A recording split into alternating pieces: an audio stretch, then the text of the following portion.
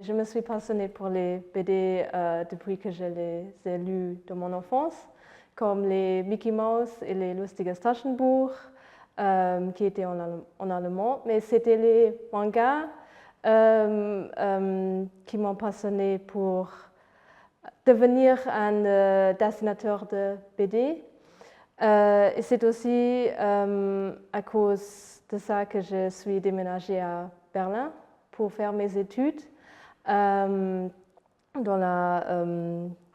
les études en graphisme, oui, avec la spécialisation en illustration, parce que je voulais faire une BD depuis que je voulais faire des études.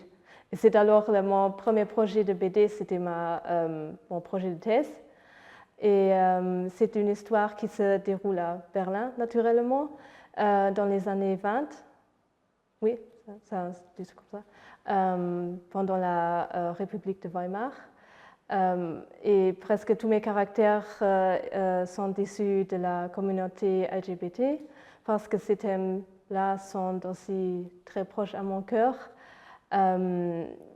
Et c'est aussi les BD anglophones indépendants qui m'inspirent beaucoup. Aussi à cause de l'Internet, j'ai plus d'accès à ces BD-là que les autres. Et c'est aussi à cause de ces thèmes que je pense que c'est important que les BD ont un message social. Mais ça ne faut pas dire que tous les BD doivent avoir une, mais je pense que c'est bien qu'on a un équilibre et il ne faut pas dire que un genre de BD qui a un message social et un genre de BD qui est l'art pour l'art, comme par exemple que l'une ou l'autre est meilleure parce que seulement à cause de la nature. De la diversité que vient Oui. la force du genre. Ouais. Oui, c'est ça. Et c'est aussi dans cette direction que je veux continuer à travailler dans le futur. Oui. Donc tu parlais de ta passion pour les mangas et pourtant ton style est très colorié et du coup ne ressemble pas trop au style manga que l'on connaît, mais c'est un hybride entre les... Oui, c'est parce que j'ai lu beaucoup de mangas quand j'étais à l'école. Et pendant mes études, j'ai arrêté à lire les mangas et j'ai commencé à lire les BD francophones et aussi les BD indépendants anglophones. Et c'est à cause de ça que c'est un mélange que j'ai dans mon style. D'accord, et qui est très particulier. Je pense que c'est... je pense que si on a l'habitude de regarder les styles qu'on trouve sur l'Internet, par exemple, beaucoup de temps, je pense, ça ressemble beaucoup à tout ce que je vois sur l'Internet, alors je pense que ce n'est pas très particulier, mon style.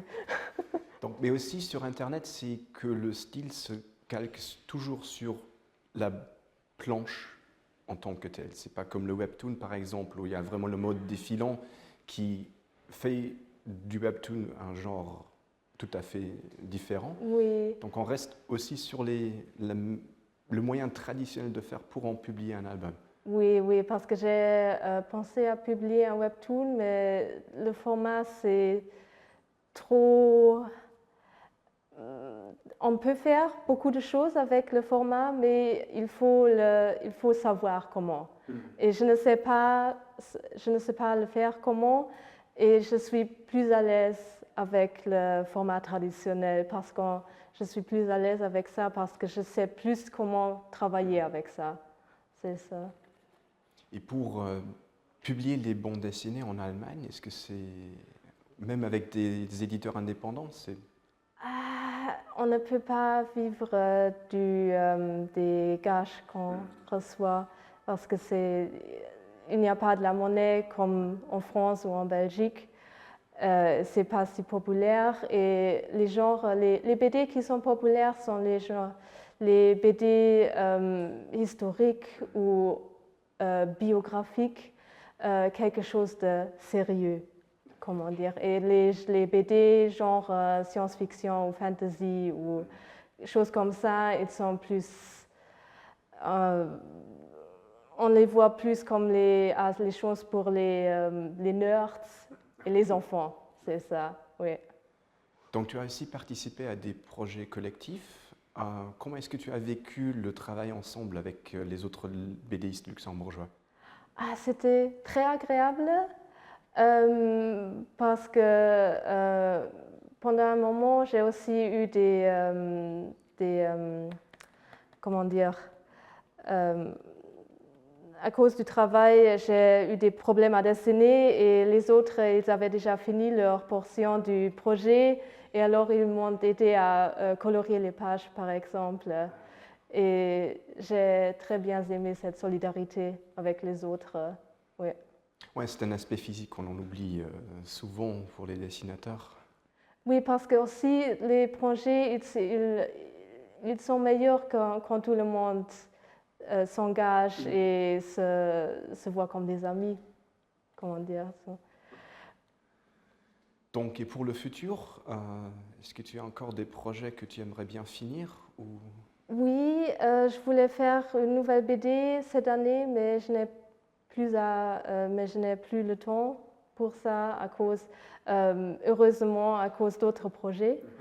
Mais pour l'année prochaine, je pense que je vais faire une autre BD aussi en fantasy historique dans ce genre-là.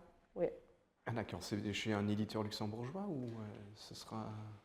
Je pense que je vais demander une bourse et alors le publier moi-même parce que je ne sais pas si beaucoup d'éditeurs, je ne sais pas la situation en Allemagne avec les éditeurs.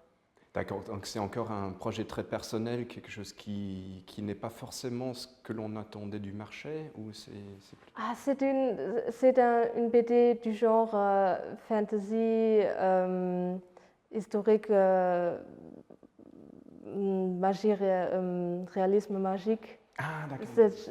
Ce genre-là, et en Allemagne, ce n'est pas sérieux.